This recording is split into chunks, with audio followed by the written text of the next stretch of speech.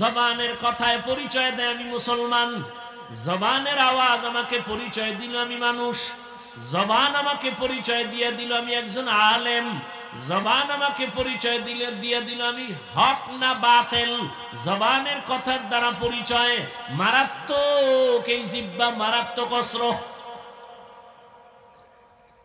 হাতে অন্যায় করে এটার ফিরা মুখ এমনি কয় রশি দিয়া বাইদা রাখ, আর অন্যায় করবে না।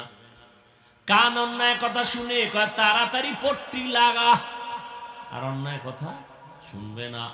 চোখ অন্যায় করে কয় নেকাপ লাগাও, কালো চশমা লাগাও, দেখবে না। পা অন্যায় পা দুইটা বেঁধে দাও, অন্যায়ের দিকে যাবে না। পাঠানের বাড়ি চোর ঢুকছে আর এক পাঠান। পাঠানের বাড়ি কে ঢুকছে? কি জন্য? চুরি করছে। টের পাইয়া পাঠানে এটারে ধইরা খুডির লগে ফাও দুইটা বাইন্দা দৌড় দিছে থানায় নলসিটি। ওসি সাহেবের কয় ওসি সাহেব চোর কাকই বাড়িতে বাইন্দা থুই আইছি। কেমনে? কয় খুডির গোড়ায় পাও দুইটা বানছি।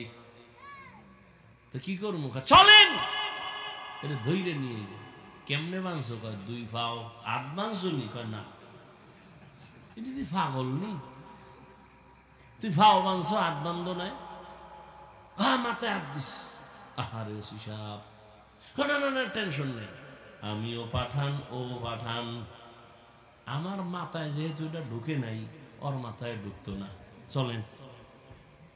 ওসি সাহেব হাদিয়া পাওয়ার লোভে দৌড় আইয়া দেহে হে কুলের বলদ খুঁটির গোড়ায় বয়ে রয়েছে, চুপচাপ বয়ে রয়েছে। পা অন্যায় করে বেঁধে দাও, হাত অন্যায় করে বেঁধে দাও, অন্যায় করবে না। চোখ অন্যায় জিনিস দেখে মেকআপ লাগাও, পট্টি লাগাও, আর অন্যায় দেখবে না। কান অন্যায় কথা শুনে পট্টি লাগাও, শুনবে না।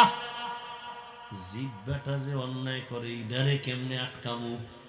এটা তো আমার থেকে অ্যাডভান্স চলে। কয় কেমন? কয় ঘুমাইলেও চলে। আমি যে ঘুমাই রয়েছি ও চলতেছে। ঘুমের ভিতরে এক বন্ধু ডাক দিছে, কাঁচা ঘুমের মধ্যে যখন ডাক দিছে, জিহ্বা অগ্রিম কাঁচা গালি। ও গালি শুনে দৌড়, বন্ধুর গুল্লি মারি। 10টার সময় উঠে ডাক দিছে, বন্ধু কই? তোর কথা নেই। যেই গালি তোর জবান দিয়া দিছ জমিনেও ধরে না, আসমানেও ধরে না। রাস্তা ফিরব না। কির গালি দিস? জীবনেই গালি কেউ দেয় না। একটা গালি তুমি দেই না। কি বলো আন্দাজি? বলে না, রেকর্ড করলে তো শুনাইতে পারতাম। কি পরিমাণ কাঁচা আওয়াজ আইছে। আল্লাহর কসম কি জিহ্বা দ্বারা বলেছি আমি নিজে টের পাই নাই, কারণ এটা আমার থেকে বড় অ্যাডভান্স, আমার আগে দৌড়ায়। এটারে এখন কেমনে আটকাবো? আল্লাহ কয় জিহ্বাটারে কন্ট্রোল কর, হেফাজত কর। কেমনে করি? রশি দিয়া বাঁধো। কয় না পারা যায় না। তাতে কষ্টে লাগাও। কয় না জিহ্বা এমন এক মেডিসিন মাইরে দিছে আমার আল্লাহ, কষ্টে লাগবে না, কারণ জিহ্বার মধ্যে অল টাইম পানি। কেমন পানি? যদি জিহ্বার পানি শুকায় যায়, পাগলের মতো হয়ে যায়, মইরা যাবো। ডাক্তার কয় ডায়াবেটিস হাই। মিষ্টি খাও তাড়াতাড়ি। জিহ্বার মধ্যে এমন একটা পানি আমার আল্লাহ দান করেছেন, এই পানি তোমার ঔষধ। পুরো চেহারার মধ্যে যদি কোনো রোগ হয়, গোড়া হয়, শাহাদাত আঙ্গুলটা বের করে জিহ্বার লালা নিয়ে বিসমিল্লাহ কয়ে 3 বার লাগায় দাও। চেহারার কোনো আর ঔষধ লাগবে না, লালা তোমার ঔষধ। তবে হুন যুবকেরা, সারা রাত্র মোবাইলে আকাম কইরা ঘুম মাইরা যদি গোড়া উঠে, এটি তোর লালায় যাবে না। আর একটা ঔষধের কথা মানবি না তো, কষ্ট পাই এই জন্য, তারপরও বলি। মানতে পারলে লাভ আছে। যারা ঘুমাবি, ঘুমের থেকে উঠা 1 গ্লাস পানি হাতে নিয়া ভেতরে মুখের যে লালা ওই সহ কুলি করে ভেতরে নিয়ে পানি পান করবি। খবরদার, ডাক্তার বলে, সায়েন্স বলে, চিকিৎসা বিজ্ঞানীরা বলে, ঘুমের মধ্যে যে লালাটা তোমার ভেতরে জমে, এটা শরীরের ঔষধ। পানি 1 গ্লাস নিয়ে কুলি সহ লালা সহ পান করে নাও, তোমার শরীরের ঔষধ। কুলি করে তুমি পানিটা ফেলবা না। এরে আল্লাহর বান্দারা, জিহ্বাটারে আটকান যায় না, কেমনে আটকাই? আল্লাহ কয় আমি তো জানি তুই দুর্বল। হাত আটকানো যাবে, চোখ আটকানো যায়, কান আটকানো যায়, জবান আটকাইতে পারবি না। তবে হ্যাঁ, আমি আল্লাহ নিজে একটা মেডিসিন দিলাম। ওই মেডিসিন দিয়া জিহ্বাটারে কন্ট্রোল কর, ভিন্ন কোনো লাইনে কন্ট্রোল করতে পারবি না। ওই জিহ্বার মেডিসিন আমি আল্লাহ দিলাম, আর ওই মেডিসিনের নাম হলো তাকওয়া। তাকওয়া মানে আল্লাহর ভয়। আল্লাহর ভয় এটা অন্তরের মধ্যে জমা করো। যার মধ্যে একবার আল্লাহর ভয় আসবে সে কখনো গালি দিবে না। একটা সন্তান মা বাবারে ভয় করার কারণে মা বাবার সামনে বাজে কথা বলে না, গালি দেয় না। ছাত্র শিক্ষকের ভয় করার কারণে শিক্ষকের সামনে ছাত্র বাজে কথা বলে না, গালি দেয় না। ঠিক একজন মানুষ যখন আমার আল্লাহকে ভয় করবে, ওই বান্দা গলায় ছুরি লাগাবে, দাড়ির মধ্যে অস্ত্র লাগাবে না। हर के दारद खौफे हकदार दिल मदाम जन्नतुल मअवा देहद ओ रामकाम। তাকওয়া নামের মেডিসিন লাগাও। তাকওয়া কোথায় পাবা?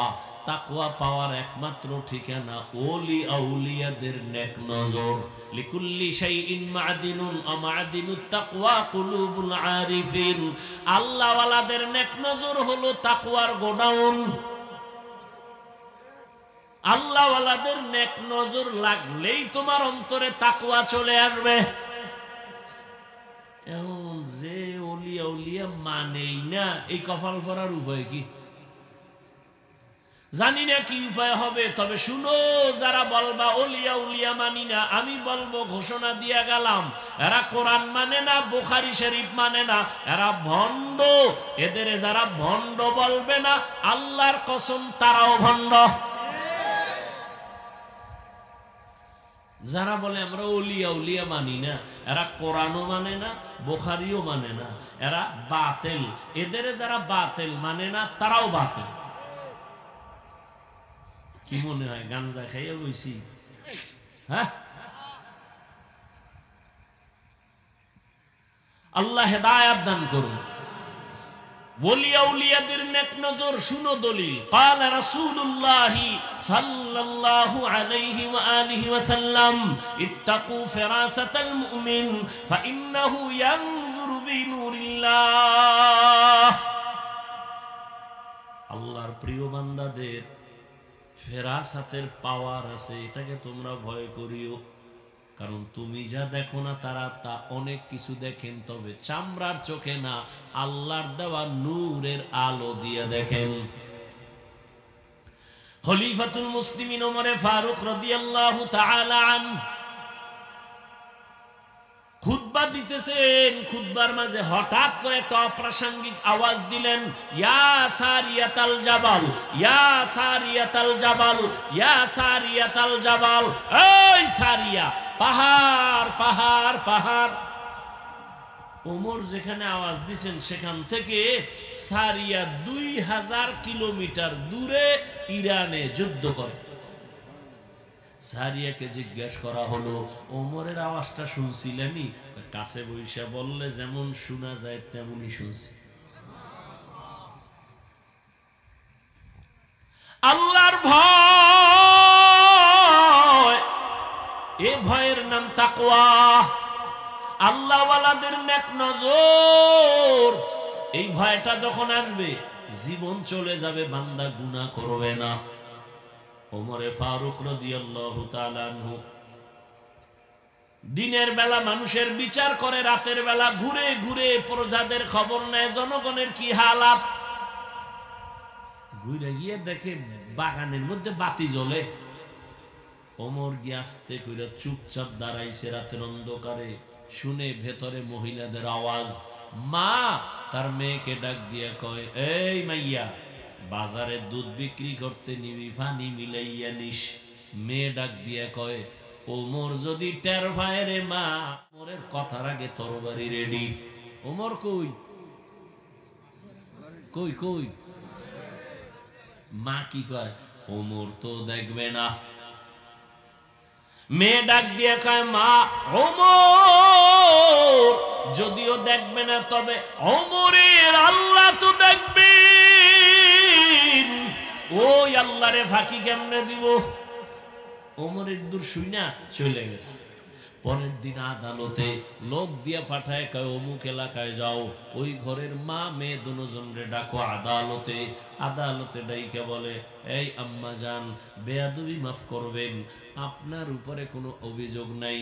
আপনার মেয়েটা তো আমার মনে হলো বড় দামি, যে কোনো আল্লাহর বান্দির মতো না, এর মধ্যে তাকওয়ার পুরা পাওয়ার আছে। এই মেয়েটাকে আল্লাহ আপনাকে দান করেছেন, আপনি যদি রাজি থাকেন, আমি ওমরের ছেলের জন্য মেয়েটাকে বিবাহের বন্ধনে নিতে চাই। মেয়েটাকে নিয়ে নিলেন তার ছেলের জন্য। সেই মেয়ের বংশে জগৎ বিখ্যাত আল্লাহর প্রিয় বান্দা ওমর বিন আব্দুল আজিজ আসছেন এই মেয়ের ঔরসে। ভাইরা আমার, আল্লাহর ভয় বড় কঠিন। আল্লাহ পাকের ভয় মানে আল্লাহর আযাবের ভয়। রহমতের নবী বলেন, আমি একদিন মসজিদের পাশেই তো আমার হুজরা আয়েশার ঘরে আমি এশা পরে ঘুমাই। এশা পরে আমি গল্প করি না, ঘুমাই তো গভীর ঘুম না, আমি ঘুমাইলে চোখ বন্ধ, তবে অন্তর আমার ঘুমায় না। রাতের গভীরে হঠাৎ কান্নার আওয়াজ আসতেছে, কে যেন মসজিদের মধ্যে গভীর রাতে কান্না করে। আমি ঘুম ভেঙ্গে উঠলাম, বের হইলাম, নজর করে দেখি নামাজের মধ্যে দাঁড়াইয়া হাউ মাউ করে একজনে কাঁদে। আমি গভীর নজর দিয়া দেখি অচেনা কোনো বান্দা না, অচেনা কোনো আমার আশেক না। আমি তাকায়া দেখলাম জান্নাতের 1 নাম্বার সাহাবী আবু বকর নামাজে দাঁড়ায় দাঁড়ায় হাউ মাউ করে কান্না করে। আমি নবী অপেক্ষা করে, নামাজ শেষে আবু বকর আসলেন, আমাকে দেখে আশ্চর্য হলেন। আমি বললাম, আবু বকর এই রাতে নামাজে দাঁড়ায় কাঁদলেন কেন? আবু বকর বলেন, ইয়া রাসূলুল্লাহ, বেয়াদবি মাফ করবেন, আল্লাহর আদালতে দাঁড়াইয়া হিসাব দেওয়ার ভয় আমি কান্না করেছি। ওরে আল্লাহ তো আপনাকে জান্নাতের সুসংবাদ দিয়েছেন, আবার কিসের ভয়? আবু বকর বলেন, ইয়া রাসূলুল্লাহ, কিয়ামতের ময়দান বড় ভয়ঙ্কর, আল্লাহর আদালত বড় ভয়ঙ্কর। আমার উপরে কোনো কারণে যদি আল্লাহ বেজার হয়ে যায়, আমার টিকিট ক্যান্সেল হয়ে যাবে। আমি আবু বকরের হাতে জাহান্নামের হ্যান্ডকাপ লেগে যাবে। ও নবী, আপনিই তো বয়ান করে বলেছেন হাসরের ময়দান কত ভয়ঙ্কর হবে। মানুষগুলো সবাই উলঙ্গ দাঁড়াবে, সূর্যের গরম, জমিনটা তামা হয়ে যাবে, জাহান্নামের আওয়াজ, এমন কঠিন হালাত হবে যে নবীরা পর্যন্ত কান্না শুরু করবেন। ওই সময় আমি আবু বকরের কি উপায় হবে, এই চিন্তা, এই ভয়, আমি চোখের পানি ছেড়ে কান্না করেছি। ও আমার কলিজার যুবক বাবারা, পর্দার আড়ালের মা বোনেরা, বৃদ্ধ বাবাজিরা, কয়দিন আর দুনিয়ায় বাহাদুরি করবা? চোখের সামনে কত লাশ আর লাশ। ও যুবক, স্কুলে পড়ো, কলেজে পড়ো, চাকরি করো, বাধা নাই। আমার দাবি, আমি কিন্তু একবারও বলি নাই 5 কল্লি লাগাও, আমি একবারও বলি নাই তুমি তাবলিগে যাও, কওমি মাদ্রাসায় যাও, আমি একবারও বলি নাই তুমি চরমনাই যাও, না গেলে জাহান্নামে যাইবা না। আমি যেটা বুঝাইতে চাই বাবা, আল্লাহর ভয় অন্তরে জমা করো, আল্লাহর মোহাব্বত নিয়ে চলো। তোমার মতো কত যুবক স্কুলে পড়ে, কলেজে পড়ে, চাকরি করে, ব্যবসা করে, 5 বেলার নামাজ পড়ে আসেনি। বলো বাবা তুমি কেন পারবা না? তুমি স্কুলে পড়ে ডাক্তার হও, ইঞ্জিনিয়ার হও, কলেজ ভার্সিটিতে পড়ে একজন প্রফেসর হও, তবে আমার একটা দাবি, বেয়াদবি করবা না। মা বাবার বেয়াদবি নিয়ে যদি বরদোয়া পাও জীবন ধ্বংস হয়ে যাবে। শিক্ষকের বরদোয়া নিবা না, আলেম ওলামার সাথে বেয়াদবি করে বরদোয়া নিবা না, জীবন ধ্বংস হয়ে যাবে। এখনো সময় আছে, তওবা করে নাও। ডাক্তার যদি হও আদো বলা ডাক্তার হইও, ইঞ্জিনিয়ার যদি হও আদো বলা ইঞ্জিনিয়ার হইও। তোমার আচরণে কোনোদিন যেন মা বাবা কষ্ট না পায়।